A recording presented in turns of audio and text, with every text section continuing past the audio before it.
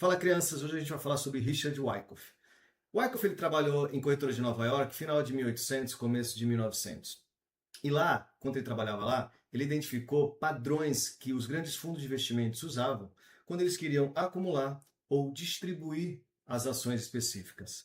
E nesses padrões, o comportamento era bem específico. Como é que as instituições vão fazer a gestão de capital para acumular ou distribuir em cima do comportamento emocional do varejo? Ou seja, eles têm que acumular no pânico e têm que distribuir na euforia. Então, baseado nessas duas informações, como eles iam fazer a gestão deles e no controle emocional do varejo, eles criaram padrões. Então, o Wyckoff ele fala que é como se ele tivesse sentado na mesa com todos os fundos de investimentos, um do lado do outro, operando ao mesmo tempo, porque eles seguiam sempre o mesmo padrão. E nisso ele fala que é como se fosse o homem composto, onde todos estão sentados na mesma sala tomando a mesma decisão, porque todos faziam o mesmo padrão. Em cima disso, ele criou a metodologia de Wyckoff, que nada mais é do que padronizar e mostrar cada fase dessa acumulação ou distribuição. Mas antes de entrar a fundo na metodologia de Wyckoff, vamos entender como é que era o comportamento das instituições por trás para elas acumularem o ativo que elas queriam. Então vamos pegar o Bitcoin como exemplo. Quando o Bitcoin está em queda, você vê um monte de notícia ruim, todo mundo falando que o Bitcoin vai a zero, é a China boicotando mineradores, crash em Terra Luna, que era um protocolo de criptomoeda, a segunda maior corretora de criptomoeda aplicando golpe, indo à falência, um monte de gente perdendo dinheiro, é só notícia ruim. E é isso que as instituições querem, elas querem notícia ruim para jogar o mercado para baixo até um limite, onde elas percebem que o varejo chegou e se esgotou e dali eles não vão vender mais. Então, o mercado está caindo, eles vão testando, eles vão comprando, mas tem uma notícia ruim e joga mais para baixo. Até que chega um ponto que fala assim, olha, o varejo entende, eu não quero, o pessoal comprou no topo, comprou no meio do caminho e fala, aqui é o meu limite. Porque o varejo tem um limite. A gente tem um limite de perda, a gente não aceita perder mais do que isso, com medo de ir a zero ou cair mais. E isso, como é que a instituição ela identifica? Quando chega um momento que elas começam a comprar muito ativo numa queda, sem fazer esforço, elas estão comprando, só absorvendo a galera que está saindo do mercado. Nesse momento, eles acumulam muito Bitcoin, como exemplo aqui. Chega uma hora que essa oferta acaba, que acabou a galera vendendo. Nesse momento, o preço começa a subir. E o institucional ele precisa entender se é de fato essa região que é a região ideal para acumular. Porque vamos pensar o seguinte, se o Bitcoin quisesse comprar 1.000 ou 1 milhão de Bitcoins de uma vez só, eles metessem uma ordem de 1 milhão de Bitcoin, o que ia acontecer? O preço ia explodir para cima. Não é a intenção deles, eles querem acumular o máximo, mas nessa região. Então o que eles fazem? Vamos ver se é essa região, joga o mercado mais para baixo. E quando eles identificam que não tem mais volume de venda jogando o mercado para baixo, eles identificaram que é nessa faixa que eles vão acumular. Então eles vão comprando um pouco aqui, vendendo, comprando, vendendo, sempre comprando mais do que vendendo e acumulando o máximo de Bitcoin disponível nessa região. Mas chega uma hora que acaba, o varejo não quer mais vender. Aquela galera que estava em pânico parou, já esgotou, não tem mais. O varejo tem um limite também disponível. Nesse momento eles falam, cara, não vamos conseguir mais acumular mais nada nessa região. O volume acaba. Mas enquanto eles estavam acumulados, o que aconteceu? Gerou liquidez tanto em cima quanto embaixo. A galera aqui do varejo gosta de comprar suporte e resistência, comprou aqui com stop no fundo, vendeu aqui com stop no topo, ficou brincando. Então, o stop de uma compra é uma venda. Quando chegou no momento que eles falaram, não tem mais o que comprar, vamos fazer o seguinte, eu quero subir, mas antes de subir, eu vou pegar o stop dessa galera toda que colocou aqui, joga o stop. Só que aqui tem um porém. Eles não pegam só o stop da galera que está comprada. Nesse momento que eles jogam para baixo, o que acontece? Essa galera que estava acreditando que o mercado ia cair, entra vendido junto com o institucional. E nesse momento, onde é que eles colocam o stop? Aqui ou aqui em cima. E é aí que o institucional só fez uma armadilha. Ele joga para baixo para pegar a liquidez dessa galera que estava comprando e ele joga para cima e pega o stop de todo mundo que estava entrando vendido junto com ele. Então, nessa região, é uma região de volume, tanto para queda quanto volume impulsivo também. E depois que eles vão embora, eles viram acumular a região, o que eles queriam disponível, eles começam a jogar o mercado para cima e já tem stop pronto aqui dessa galera que estava vendida, colocou o stop aqui em cima. E eu jogo o mercado para cima. Então resumindo, é o comportamento por trás das instituições, usando também o comportamento emocional do varejo e como as instituições fazem a gestão de capital para acumular o máximo de bitcoins, nesse caso, usando, o pânico do varejo. Em cima disso, o Wyckoff dividiu esse movimento em 5 fases. E para a gente identificar cada fase tem um comportamento. Ele criou as 3 leis de Wyckoff, que é o que a gente vai ver agora. E a primeira lei é a lei básica do mercado. Quanto maior a oferta, mais o preço cai. Quanto maior a demanda, mais o preço sobe. Isso não é segredo para ninguém, é a lei básica do mercado financeiro. A segunda lei é a lei da causa e efeito. O que seria isso? Toda causa tem um efeito.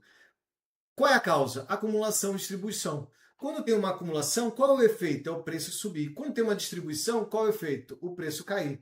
Então, toda causa tem esse efeito. E quanto maior a causa, maior o efeito. Então, quanto maior o tempo de acumulação, mais o preço tende a subir. Quanto maior o efeito do tempo de distribuição, mais o preço tende a cair. E a terceira lei é a lei do esforço versus resultado, onde o esforço é a quantidade de volume de negociação que teve para movimentar o preço. E o resultado é quanto esse preço se locomoveu, ou seja, é o spread que tem. E aqui a gente usa 3 tipos de volume. O volume de impulsão, onde o volume de impulsão mostra que não tem ninguém mentindo o preço. O volume está subindo e o preço está subindo junto com ele. Não tem ninguém falando mal de ninguém, está tudo certo. Está tudo com força e o preço subindo, normal. O segundo volume é o volume de absorção. Vocês veem aqui um grande volume crescente. No final aqui, ó, tem um grande volume, só que o spread muito baixo, ou seja, o preço praticamente não andou. Isso acontece em regiões de estrutura, uma região grande, suporte, uma resistência, nesse caso aqui, uma região de oferta, uma resistência, onde o preço foi, tem muita região de oferta, segurou o preço, falou, não, aqui você não vai subir. Então você vê grande volume de negociação querendo jogar para cima, mas um grande volume de negociação querendo jogar o preço para baixo, ou seja, o preço parou aqui. Essa vela é uma típica vela de reversão, onde vê que o preço foi até o topo e voltou, ou seja, o spread praticamente não andou, mas teve muito volume de negociação. E aqui a gente chama de um volume de absorção, que está absorvendo todo esse volume que está chegando aqui, nessa região. E o terceiro volume é o contrário da absorção, é o volume de exaustão, onde a gente não vê muito volume, mas olha o preço. O preço andou, ou seja, precisou de pouco esforço para o preço se movimentar bastante. O que quer dizer isso? Não tinha ordem disponível no book, ou seja, o preço foi pegando as primeiras ordens e jogou o preço para cima, sem muito esforço, que não é interessante também para o institucional. Ele quer que o preço mantenha naquela região, não que vá muito rápido. Então ele usa esses 3 volumes para identificar o comportamento de cada fase que a gente vai falar daqui para frente, onde a gente vai começar com a fase A. Então, a fase A, como a gente já viu lá atrás, é a fase do pânico do varejo. É onde o varejo está entrando em pânico e as institucionais estão entendendo que está chegando na região. Isso começa com um preliminar suporte. Esse preliminar suporte é onde eles começam a identificar que o varejo está entrando em pânico, mas ainda joga o preço para baixo até sentir o sell clímax, que é o clímax de venda, aquele pânico geral, onde está todo mundo vendendo e os institucionais estão só absorvendo essas vendas. Mas chega uma hora que essas vendas acabam. Então aqui a gente vai ver um grande volume de negociação e como característica, na maioria das vezes, uma vela de absorção. Ou seja, o preço chegou e depois jogou o preço para cima. Ou seja, a gente vai ver uma vela com um pavio grande. Logo depois a gente vê que acaba essa oferta disponível. Então é automático o rally, que eles já chamam de automático rally, que é automático que o preço começa a subir. E aí, quando eles identificam que acabou essa oferta e as ordens deles estão jogando o preço para cima, eles param e falam, vamos fazer mais um teste para ver se tem liquidez mais embaixo. E eles jogam o mercado para baixo. Quando eles jogam o mercado para baixo, eles veem que não tem mais liquidez, eles falam, opa, é essa região que a gente vai acumular os nossos bitcoins.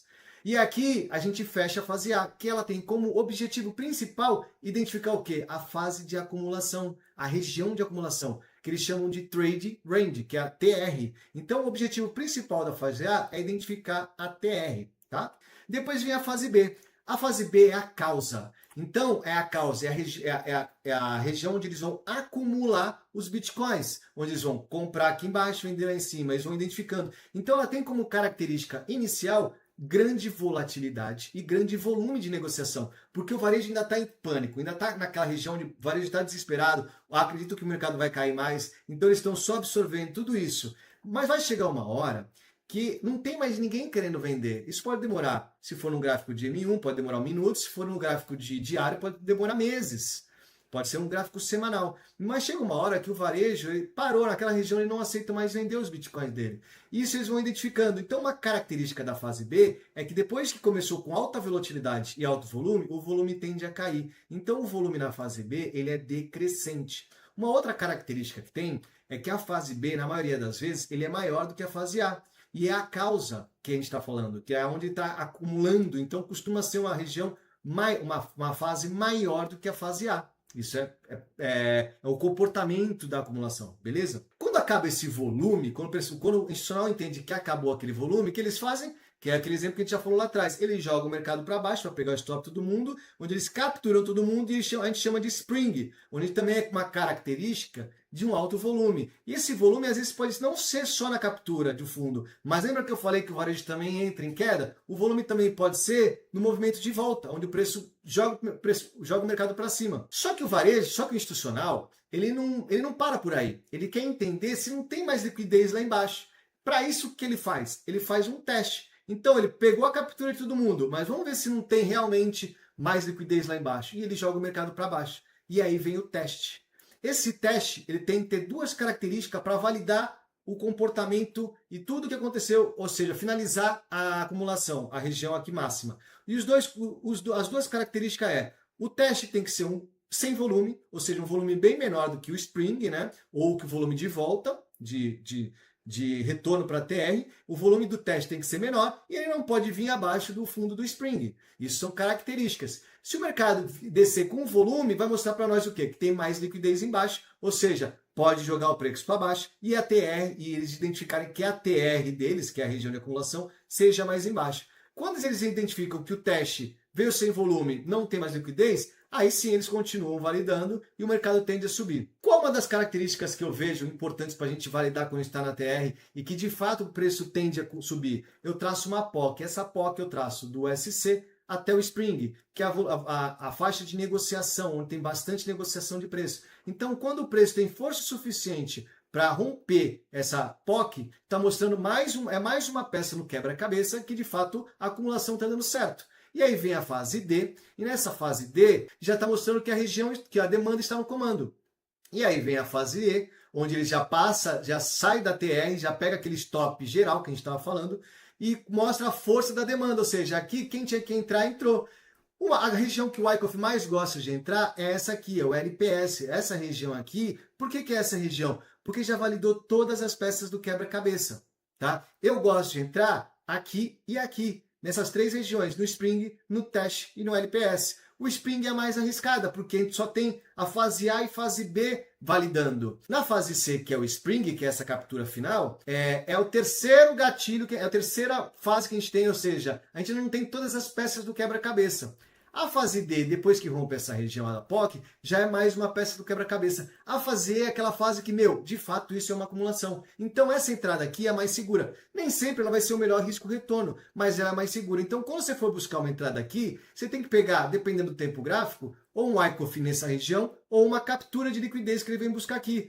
Depois dessa captura é onde você vai entrar junto com o institucional, que eles voltam para pegar essa última captura e segue o fluxo deles de alta. Então, isso aqui é toda a metodologia que eles usam para acumular um ativo. No caso, a gente deu o exemplo do Bitcoin, mas pode ser uma ação da Apple, uma ação de outra empresa. Lembrando que o institucional vai estar sempre em ativos de alta liquidez, ou seja, com market cap alto. Eu costumo usar muito ele no Shell, que é o maior market cap do mundo. Também respeita muito em Bitcoin, mas respeita em todas as ações que tem alto market cap, que tem institucional no game. Não adianta vocês quererem usar o Wyckoff numa meme coin, onde não tem institucional aplicando essa metodologia, não faz sentido, tá? Então a gente viu aqui a acumulação. Agora vamos para a distribuição. A distribuição, ela é praticamente a mesma coisa, tá? Só que ela tem alguns comportamentos diferentes. Enquanto na acumulação a gente fala em pânico, na distribuição a gente fala em euforia. Então vamos dar o mesmo exemplo do Bitcoin. Aquela galera que não faz ideia, que não sabe nem o que é Bitcoin, como compra, mas com tanta notícia boa que a gente está vendo, porque na fase de euforia é só notícia boa. É o rompendo o topo histórico, é só notícia maravilhosa. É quando chega aquele teu amigo que nunca viu na vida um Bitcoin, não sabe nem como compra e chega e fala para você, nossa, tá na hora de comprar Bitcoin. É nessas horas que tem que tomar cuidado, que o mercado está em euforia, só notícia saindo no jornal, no Fantástico, enfim, só notícia boa. Então nessas horas tem que tomar cuidado. E aí a gente tem um pouco de, alguns comportamentos são diferentes, enquanto aqui é pânico do varejo e aqui é euforia, então é aqui aquela hora onde eles fazem o mesmo teste, eles vão pegando, as siglas são praticamente as mesmas, tá? Então aqui é PS, aqui é PSY, aqui em vez de ser o clímax, aqui é buy clímax, que é o clímax de compra. Então eles começam a jogar, começam a vender o deles, ver como o mercado está absorvendo essas vendas dos ativos dele. E o mercado cai. Chega uma hora que o mercado começa a cair automático, a mesma coisa que aconteceu aqui. Eles identificam isso, falam, vamos jogar o mercado para cima. E nesse que joga o mercado para cima, tem o UT, Uptrush, é o impulso ascendente. é onde eles começam a identificar se o preço se pode distribuir um pouco mais acima ou não. Eles identificando que de fato é uma região interessante para a TR, acaba a fase A, igual que a gente tem na acumulação, ou seja, eles identificaram a região de distribuir. E eles jogam o mercado para baixo. E aí eles começam a distribuir as regiões dele. No início da fase B, costuma ter o MSOW, que chama o sinal de fraqueza na fase B, que é o mesmo sinal de fraqueza aqui, ou seja, que o preço já começou a cair. Mas na fase B, isso é um dos primeiros indícios de que pode ser uma distribuição. Tem algumas diferenças de comportamento da distribuição para a acumulação. Como aqui na acumulação é pânico e o volume é decrescente, lembra que a gente falou? Aqui o volume é mais constante, porque diferente do pânico, que acaba, chega uma hora que acaba o pessoal que queria vender, o pânico acaba, a euforia ela é mais constante. Então os picos de volume não são decrescentes, eles são mais constantes, você vai ver mais picos de volumes, principalmente nas extremidades. E chega uma hora que eles vão jogar o preço para cima para pegar o stop de geral, do mesmo exemplo que a gente deu lá em cima, tem stop embaixo, stop em cima, eles jogam o preço para cima, onde pega o stop de todo mundo e também pega o quê? O stop de quem está entrando junto com eles, achando que o preço vai continuar subindo. Esse momento aqui é um momento onde eles costumam pegar notícias que estão a favor do mercado. Vocês podem ver, por exemplo, no dia da posse do Trump, o Bitcoin explodiu. Nesse dia, inclusive, eu postei no meu Instagram para a galera tomar cuidado com a euforia. A galera do Discord, o que a gente fez nessa hora? Todo mundo entrou vendido, porque a gente já estava identificando esse cenário aqui na macro. Então, nessas horas, enquanto está todo o varejo entrando, todo o varejo está colocando stop aqui embaixo.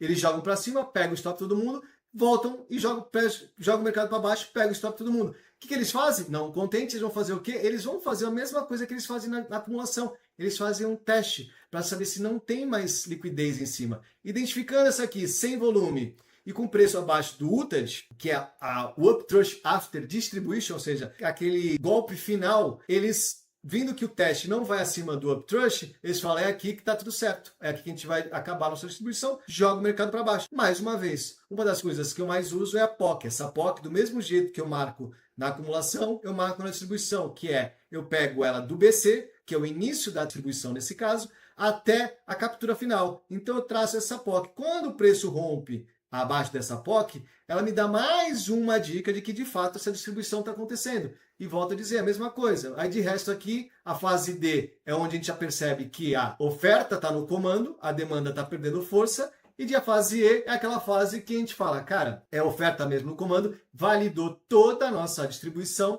e é onde o preço costuma voltar para fazer a última captura e jogar o preço para baixo. Essa última captura, influenciando com a POC, tanto em cima quanto embaixo, é uma boa região onde você está se posicionando vendido para quem não arriscou no UTAD. E para quem não arriscou no Spring, essa volta aqui é a última oportunidade que você tem de entrar nessa operação. Então é isso, um resumo para vocês do que é o Wyckoff. A gente tem outros indicadores que a gente usa, tem o Wyckoff um pouco mais complexo, que é quando a gente identifica ele que a gente joga para diagonal, quando a gente joga para diagonal, mas isso eu deixo por uma outra live, eu deixo por uma outra aula. E é isso, eu quis fazer um resumo para vocês de uma metodologia do Wyckoff, uma metodologia que eu aplico diariamente, operando ao vivo com o pessoal do Discord, de segunda a sexta. E essa metodologia vocês vão ver em qualquer tempo gráfico. Lógico, quanto maior o tempo gráfico, mais fácil de identificar e menos ruído vocês vão ver. Só que quem opera comigo, quem me acompanha no Instagram, vocês veem que eu aplico isso no M1, no gráfico de M1 no Shao, quanto no Bitcoin, quanto na Nasdaq. Eu uso outros indicadores também, como RSI, como um outro volume, que eles me auxiliam e me ajudam a identificar mais fácil, mas isso eu deixo para uma outra aula. Como também a gente tem uns diagramas mais complexos, que é quando a gente joga ali na diagonal,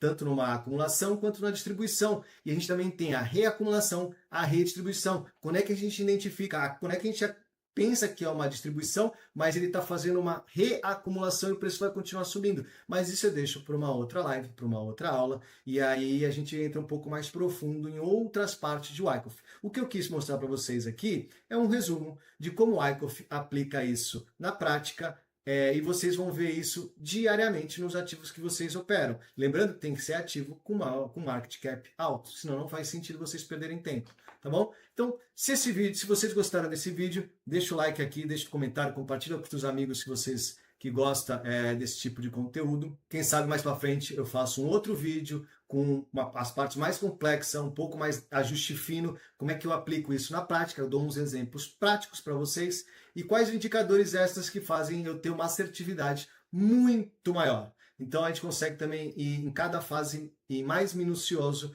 para identificar desde o início quando que de fato está tendo uma acumulação e quando que de fato está tendo uma distribuição ou uma própria reacumulação e distribuição. Beleza? Então é isso por hoje. Um grande abraço, espero poder ter ajudado.